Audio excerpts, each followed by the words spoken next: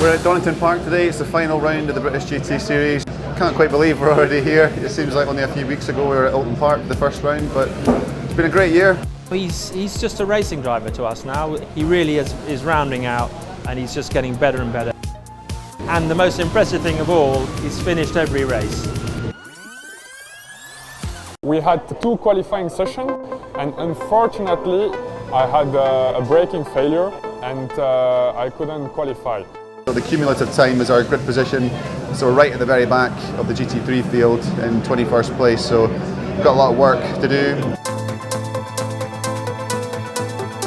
Yeah, so the format for this race is a 2-hour race. Chris, the AM, has to start the race. We're at the back, he's got to be aware that something could go wrong, and then just try and stay safe and come through. Yeah, obviously last time I raced with Chris, we finished second of the race in Spa.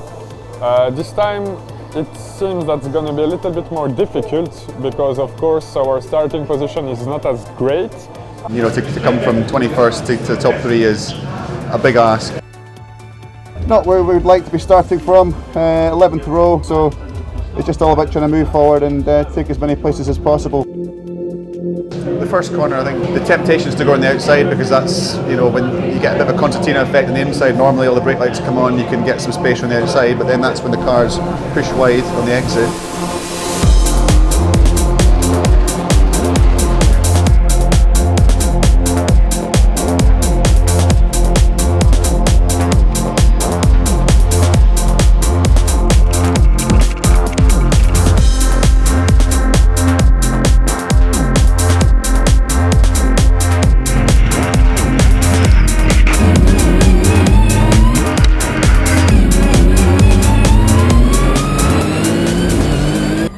Some contact on the first lap, but he managed to keep out of it, so he's, yeah, so far so good.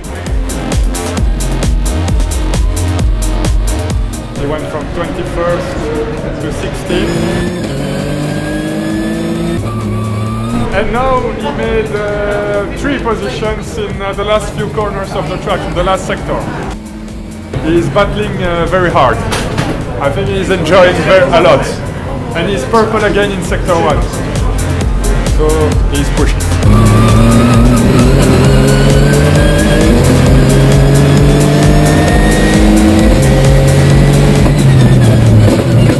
Well, in his first few laps he's doing very well indeed. He's up to 15th place from 21st, so... In a cycling race, a lot of the battling is often line and strategy. That's something that Chris does have to learn. He's very good with his peripheral view, he's very good with his battling. He's 1.5 seconds behind the guy in front of him, and he'll be chasing him down now. We're in the middle of the stint, he keeps going up, he's now up to 11th place, with the pit stops coming shortly, so very good. His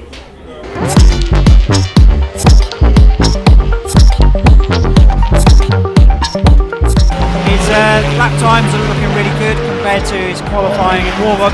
He's managed to maintain a similar sort of pace that he's been in practice, where the leading cars are actually running about 2 seconds off what they would normally be qualifying at. So actually that's working really well in our favour, helping him make his way through the field.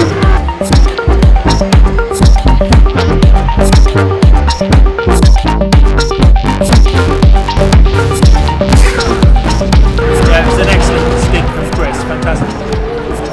He saved his best race to the last. That was a great stint. It was a bit chaotic at the start, a few people going off with dust clouds here and there. Had a bit of a tap from the McLaren as it went off. Hit the front end, it was a bit wobbly for a while. It felt like there was something wrong with the tracking, but it was fine. I think maybe the tyres picked up some rubbish off the track. And then I just settled into it really, and you know the cars weren't pulling away from me. I was pulling away from the ones behind, and I was slowly catching the guys ahead of me. I noticed my lap times were fairly consistent, and even at the end I set my fastest lap on my last lap. I did a 32.4 on worn tyres, and I qualified with a 32.0. Chris did a great job in the first stint. He managed to bring the car back in 11th place. Great stop by the team. We managed to get out a couple of places further up.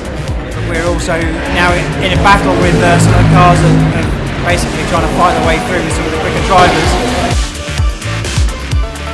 Well, Wolfie's lapping consistently, but we're just outside the top 10 in P11, so that's no good. However, anything can happen. There's half an hour yet.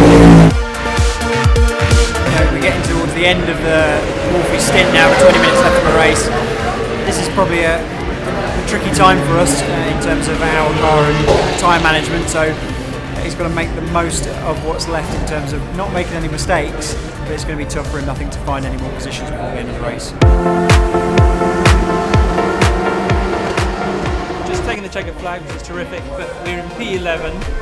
However, for Chris, he's an amateur, he's a gentleman driver, so he would be 10th. Because one of the cars ahead's got 2 pros in, so great, he will get some points towards the championship. And I think that slides him in the top 10 for the season, which is remarkable. But it was brilliant. Really enjoyed that race. That's my favourite race of the year so far, apart from maybe Spa. You know, but in terms of actual driving performance, I think that's my best performance, which is a nice way to end the season. I mean, I give everything I have. Really, I push hard. Good effort, mate. Well done. And I was really impressed by Chris because he wants to improve. He wants to go faster. It's helped me massively to progress as a driver this year. I think just having all the data, all the information, the higher standard of driver to compete with and to learn from. My dream has been to get to Le Mans. That's the target, and you know I definitely have made progression this year, but it's going to have to be a lot more next season to make it realistic. And next year is the crunch year really, and I really want to be there to represent the team and to do the best I can and to have earned that place. It's going to be a busy year ahead.